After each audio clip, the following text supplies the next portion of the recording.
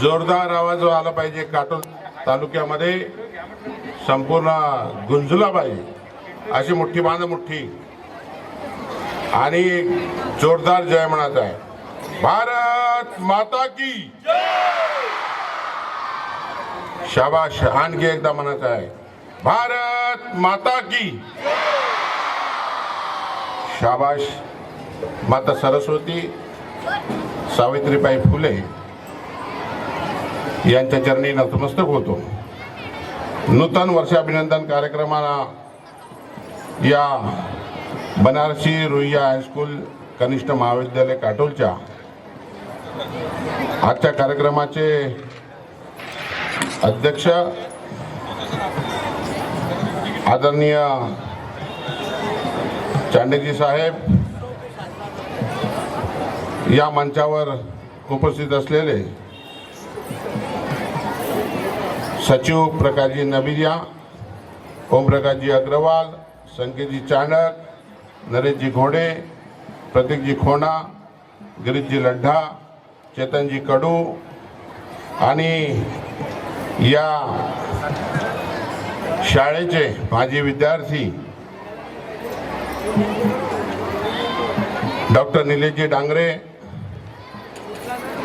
तसेच या शाळेचे मुख्याध्यापक राठी सर, धीरजजी ढोले आणि सगळी टीम, या शाळेचे समस्त शिक्षक वर्ग, आज या नवीन वर्षाच्या सुरुवातीला हे नूतन वर्षाभिनंदन कार्यक्रमाला एक चैतन्याचं वातावरण निर्माण झालेलं आहे. अनेक प्रात्यक्षिके मी पाहिले, डंबेल्स, टिपरी आणि आधुनिक पद्धतीचं जे झुंबा डान्स म्हणा, एरोबिक डान्स म्हणा, की ज्या व्यायामाने शरीर मजबूत होते, स्वस्थ राहते, असे भारतीय व्यायाम पद्धतीचे सगळे प्रकार निलेशजी ढोले यांनी या शाळेमध्ये संपूर्ण विद्यार्थी इन्व्हॉल्व झाले पाहिजे.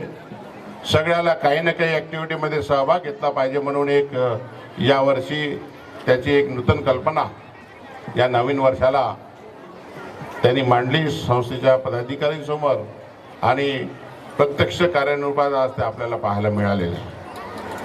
जवळपास 15-20 दिवस झाले असेल या प्रात्यक्षिकेची तयारी करत आहे आणि अत्यंत उत्कृष्ट प्रात्यक्षिक या नगरीसमोर आपण सादर करत आहे. हे हायस्कूल जवळपास 70 ते 80 वर्ष या शिक्षण क्षेत्रामध्ये काम करते आहे आणि अनेक विद्यार्थी या शाळेमधून मोठमोठ्या पदावर काम करते आहे. जसे आता माजी विद्यार्थी इथे उपस्थित आहे डॉक्टर निलेशजी डांगरे सर, यांच्यासाठी आपण सगळ्यांनी टाळ्या वाजवल्या पाहिजे. टाळ्याचा आवाज कमी आहे, जोरदार शाबाश. याच्यापेक्षा जास्त आवाज आला पाहिजे. शाबाश, धन्यवाद.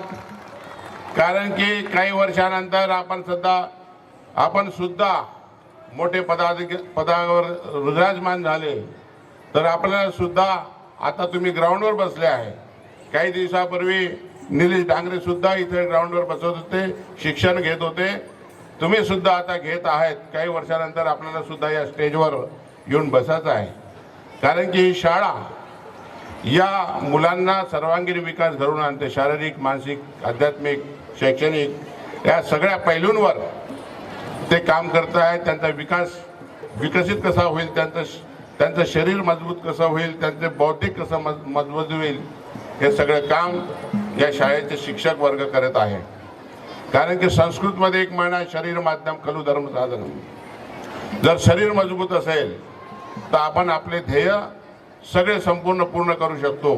म्हणून आपलं शरीर, मन आणि मनगट हे मजबूत असलं पाहिजे आणि त्यासाठी आपल्याला ग्राउंडवर यावं लागेल, मेहनत करावं लागेल, घाम गाळावा लागेल आणि आपण कष्ट केले तर निश्चितच आपल्या जीवनाचा विकास राहील.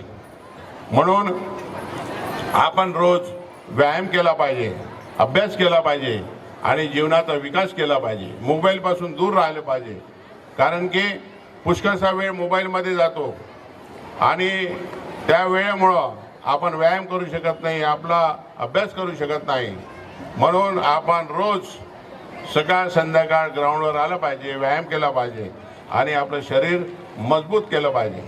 आम्ही एक खेळाडू तयार केलेला हनुमान व्यायाम प्रसारक मंडळामध्ये अनेक खेळाडू तयार होतात, नॅशनल इंटरनॅशनल स्तरावर जातात.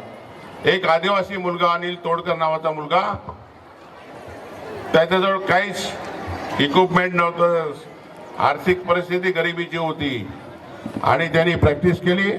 महाराष्ट्रात फर्स्ट आला, इंडियात फर्स्ट आला आणि एक आदिवासी मुलगा विमानाने देश विदेशात 2 वर्ल्ड चॅम्पियनशिप, 2 एशियन चॅम्पियनशिप असं खेळला. तर महाराष्ट्र शासनाने त्याला 9 लाख रुपये दिले. आणि आजकाल खेळाला फार महत्त्व आहे. जर तुम्ही एशियन गेममध्ये गेले, ऑलिम्पिकमध्ये गेले तर डायरेक्ट तुम्हाला नोकरी मिळते. जसं IAS करून तुम्हाला अभ्यास करावा लागतो, परीक्षा द्यावी लागते आणि मोठ्या पदावर तुम्ही विराजमान होता. जर तुम्ही खेळामध्ये सुद्धा रोजगाराची संधी आहे तर तुम्ही चांगले कष्ट केले, चांगलं मन लावून त्यामध्ये काम केलं तर निश्चितच राज्यस्तरावर, राष्ट्रीय स्तरावर आणि आंतरराष्ट्रीय स्तरावर तुम्ही निश्चित जाल आणि आपल्या जीवनाचा विकास कराल. म्हणून आपण खेळलं पाहिजे. कारण की दिवसांदिवस भारत हे प्रगतीपथावर काम करत आहे. दर ऑलिम्पिकला आपल्याला मेडल मिळते आहे. आज जे विद्यार्थी, जो रणबीर सिंग राहिला आहे, इंटरनॅशनल आहे, जो आज येऊ शकला नाही, तो जवळपास 10-15 वेळा विदेशात जाऊन आला. आमचे धीरज ढोलेजी हनुमान व्यायाम प्रसारक मंडळामध्ये प्रशिक्षण घेतलं. इथले माजी विद्यार्थी अनिलजी यांनी सुद्धा हनुमान व्यायाम प्रसारक मंडळामध्ये प्रशिक्षण घेतलं आणि ते इथे काम करते आहे. या शाळेच्या प्रगतीसाठी, या शारीरिक क्षमता वाढवण्याकरता किंवा आणखी खेळ इन्क्लूड करण्याकरता हनुमान व्यायाम प्रसारक मंडळ तुमच्याशी नेहमीची पाठीशी आहे. आपण एक MOU करूया आणि आमचे विद्यार्थी इथे येईल, तुमच्या विद्यार्थ्यांना शिकवण आणि ते प्रात्यक्षिक देईल. कारण की आमच्या हनुमान व्यायाम प्रसारक मंडळामध्ये दसऱ्याच्या कार्यक्रमामध्ये मोठं फंक्शन होतं आणि भारतीय व्यायाम पद्धतीचं प्रशिक्षण त्यांना दिलं जातं, ते प्रात्यक्षिक तिथे दिले जाते. तसंच आमचा MOU विदेशात सुद्धा झालेला आहे. आपले डंबल्स आहे, लेझिम आहे, लाठीकाठी आहे, असे भारतीय व्यायाम पद्धतीच्या प्रचार आणि प्रसार या विदेशात सुद्धा झाला पाहिजे. म्हणून आपले विद्यार्थी, हनुमान व्यायाम प्रसारक मंडळाचे विद्यार्थी विदेशात जातात आणि काम करतात. हनुमान व्यायाम प्रसारक मंडळ सुद्धा या शाळेसाठी काम करेल. कारण की 80 ते 90 वर्ष ही शाळा अत्यंत चांगल्या प्रकारे काम करत आहे. जवळपास 2 ते 3 हजार विद्यार्थी इथे शिक्षण घेतात आणि अनेक खेळाडू, अनेक विद्यार्थी या शाळेमधून घडले आहे, अनेक मोठ्या पदावर काम करत आहे. मला इथे येण्याची संधी आज मिळाली. मी संस्थेचे, शाळेचे आभार मानतो आणि माझ्या शब्दाला विराम देतो. धन्यवाद. धन्यवाद.